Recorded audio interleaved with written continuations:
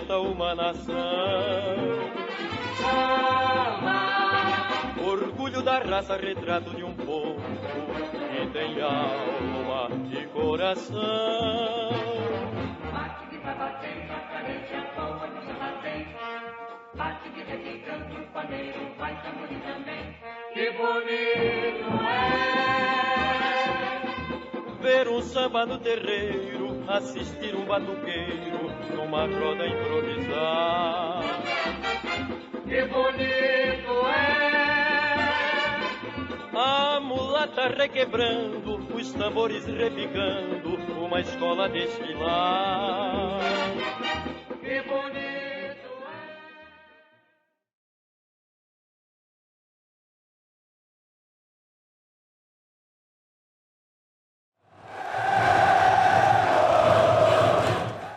Eu não consigo me convencer que era necessário fazer uma transformação tão radical da aparência do Maracanã, inclusive do lado estético do estádio interno. O que se fez não foi uma reforma, foi uma reconstrução de um estádio. E aí você mexeu com a tal memória afetiva, que também é muito importante na construção da paixão pelo jogo. As pessoas guardam na memória o Maracanã com aquela cara, com os seus dois anéis. Lá em geral hoje eu acho que é um pouco anacrônico demais, eu acho que de qualquer maneira aquilo precisava, é uma etapa que infelizmente seria suprimida, mas você poderia encontrar um modelo de estádio que contemplasse camadas mais populares de alguma maneira, e hoje isso é um pouco difícil. Foi feita uma reconstrução do estádio que atendeu a interesses absolutamente condenáveis, e a isso a gente não pode fechar os olhos. Aconteceu com os estádios de futebol a partir de 98. Estou na FIFA para ganhar dinheiro, pasteurizou todos os estádios, em todos os lugares do mundo. Foi assim na França, em 98, foi assim na Alemanha, são todos iguais, exatamente iguais os estádios em todo o mundo. Isso para ganhar dinheiro, tanto que estão todos presos, os dirigentes, não só do Brasil, como na Alemanha, na França, como da FIFA, todos eles estão presos, porque eles fizeram umas arenas todas exatamente iguais. No Brasil, o Maracanã se diminuiu de tamanho. O novo Maracanã, faço questão de dizer sempre isso. Diminuiu de tamanho, mas continua sendo o maior do Brasil. Sem dúvida, tanto que onde estão os últimos governantes do Rio? Presos. Estão presos por questões intimamente ligadas também à relação com a construtora que fazia parte do consórcio e que depois assumiu como majoritária na concessionária Maracanã. Então a gente está diante, sim, infelizmente, o maior símbolo cultural da cidade foi transformado em símbolo de um dos maiores escândalos de corrupção que o Rio de Janeiro já viu. A questão é que quando a gente diz que o Maracanã, em vez de reformado, no lugar de reformado, foi reconstruído, no lugar de modernizado, ele foi refeito, praticamente posto abaixo e construído um novo, é porque precisava ser assim para atender a tantos interesses. A interesse de tanta gente que precisava tirar a sua fatia, infelizmente. E o Maracanã virou, tristemente, um símbolo de um escândalo de corrupção que faz com que o Rio de Janeiro seja, o Rio de Janeiro que é desgovernado há uma década ou mais, ele tenha visto seus últimos governantes estarem presos hoje por causa disso. O resultado da Copa do Mundo, que o Brasil ganhou, eu vi o Lula e o Sérgio Cabral fazendo um muxoxo de choro. Falei, vão arrumar os bichos, vão arrumar, porque é um processo. A Copa do Mundo para o Brasil foi o maior retrocesso, a maior desgraça que aconteceu para o país e para o futebol. Os caras fizeram um processo político, de um partido político, que eu ajudei a fundar, diga-se, que para roubar o caminho, a Copa do Mundo e a Olimpíada no Brasil foi feito por um grupo político roubar. Tanto que os escândalos daí estão todos presos. O lance da Copa do Mundo foi feito exatamente para isso. Esportivamente, o que o Brasil ganhou? Nada. Tem estádio no Amazonas que está falido, estádio em Brasília que quebrou, no Amapá. Só qual foi o processo que deu certo, o estádio que deu certo? O Rio de Janeiro, que ainda o Maracanã ainda tem público. Os outros me dizem. O do Corinthians, que foi feito por um presidente que deu de presente para uma torcida um estádio, com o nosso dinheiro. Foi um roubo absurdo. Em qualquer lugar do mundo estariam todos na cadeia, só tem um.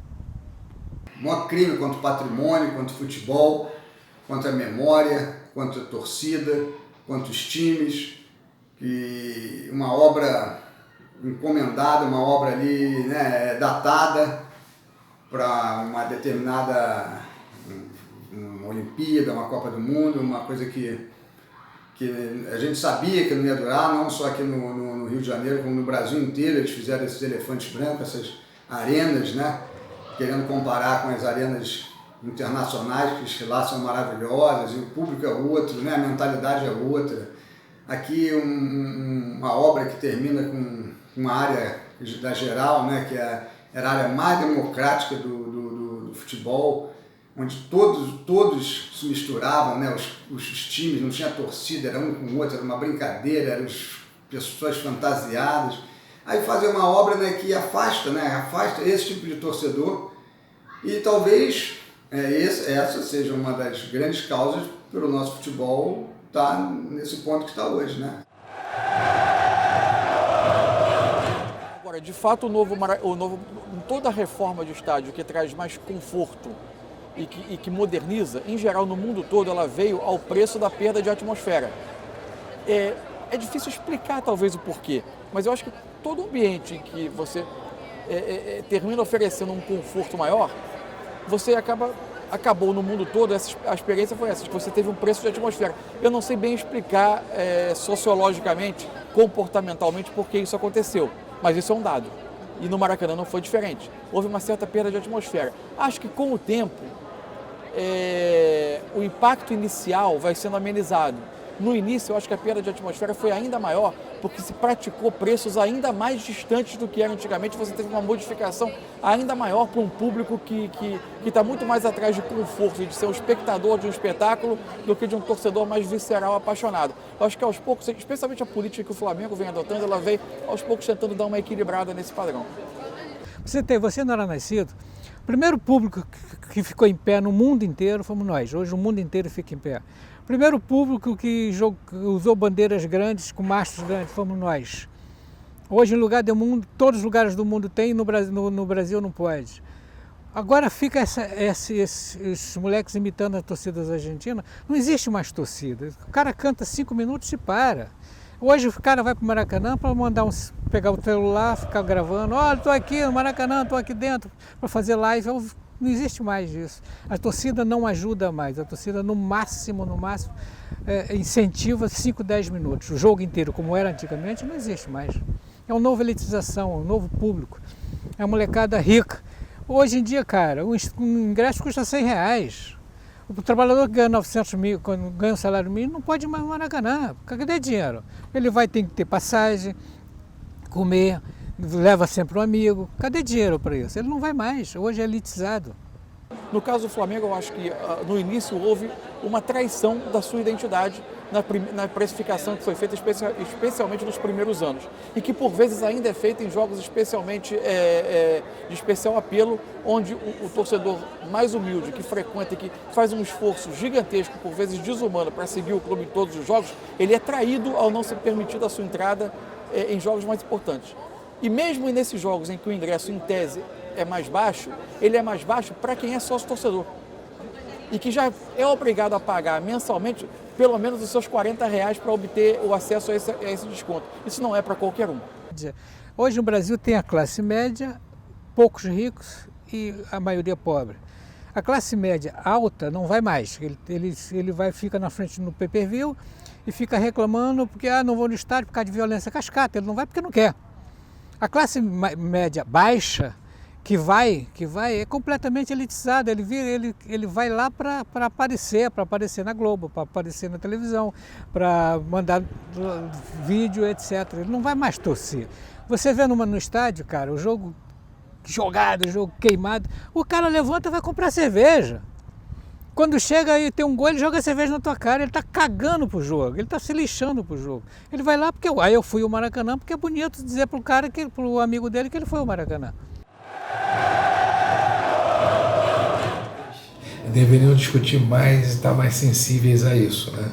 Eu acho que hoje o futebol, pelo vulto financeiro que tomou, tem muito executivo pensando no business e pouco pensando na condição do torcedor. Eu acho que tem que haver um meio termo nisso aí. Esse muro social ele só aumenta, né? Só aumenta. Numa época que está todo mundo querendo derrubar muro, esse aqui é um muro que só aumenta por conta de vários fatores, né? essa história do Maracanã ter terminado com a geral, que é onde ali era um espaço democrático, um espaço barato, onde o torcedor que podia ir, o que chegava de trem, né, que tinham aquelas imagens fortes, né, com o trem parando na estação, aquela multidão descendo, né, para ir na geral. Hoje não tem mais. Hoje os ingressos são caríssimos, né? A torcida não grita, é uma torcida elitizada, uma torcida que não está acostumada a frequentar o Maracanã, ou está acostumada não daquele jeito, né, que o torcedor de verdade faz. Não pode mais bandeira, não pode mais instrumento musical, porque eu nunca vi isso, né? O problema da violência, ao invés de resolver de outra forma, não proíbem os instrumentos que fazem uma festa, né? Não pode mais um tambor, não pode mais uma bandeira, porque a bandeira pode virar uma arma, o mastro pode virar uma arma. Eu nunca vi isso. Aí tem ainda o problema da violência mesmo, da cidade, né, como um todo. Tem o problema do horário, os horários tardíssimos por conta da televisão, né, que precisa passar a novela antes do jogo. E o torcedor fica em último lugar, né, disso. Quem vai? O cara que pode voltar de Uber, o cara que deixa o carro dele parado ali perto. Agora, quem vai ter que voltar de ônibus, de trem, saindo de meia-noite praticamente no jogo para estar trabalhando no dia seguinte, 6 horas da manhã? Pelo amor de Deus, né? Se isso não for revisto, ainda mais pay-per-view, também tem o pay-per-view que faz a pessoa ficar em casa, a propaganda das pessoas fazendo ficar em casa.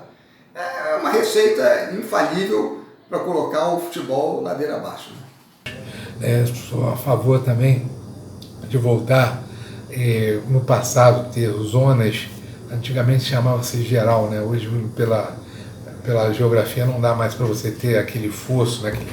aquele polvo lá embaixo, mas eu acho que em zonas estratégicas poderia ser praticado um preço para atender realmente esse torcedor carente que sempre se fez presente no Maracanã e é quem realmente empurra o time, não que os de hoje, os que assistem os jogos, também não fazem sim, mas eu ainda prefiro uma zona para o torcedor raiz, né? Ela é um processo de exclusão, é um processo, é quase uma política higienista, de fato é. E isso deixa uma pergunta do que a gente vai colher no futuro. Porque a gente não pode esquecer que hoje, por mais que a gente tente dizer que os clubes brasileiros disputam público e espaço no mercado brasileiro, o fato é que hoje a gente é um mercado sob ataque. E quando o torcedor, especialmente das camadas mais populares, perceber que a distância que separa ele do Flamengo é a mesma que separa ele do Manchester City, do Barcelona, ou seja, uma tela de TV, ele passará a julgar e a escolher com que clube gastar o seu tempo pela qualidade do jogo. E aí a gente há de convir que o poder de investimento do clube brasileiro não nos permite ter uma qualidade do jogo similar à que se pratica na Europa. O fundamental é o futebol brasileiro perceber que a gente precisa fabricar experiência. O que significa fabricar experiência?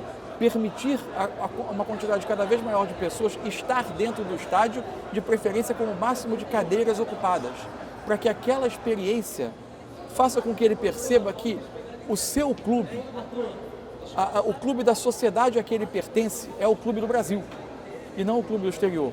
E que por mais que ele seja um cliente que vá consumir em dado momento o futebol europeu, porque de fato ele é de uma qualidade altíssima, que a relação dele com o jogo brasileiro ela seja diferente, ela seja mais visceral, ela seja mais passional do que ela é com o clube europeu. Senão nós vamos começar cada vez mais a fabricar torcedores dos principais clubes europeus, porque a gente não fabrica experiência. Eu costumo dizer que não dá para fazer só uma política de oferta e demanda. É preciso fabricar essa experiência. E aí, nesse aspecto, a cadeira vazia é o ingresso mais caro que existe.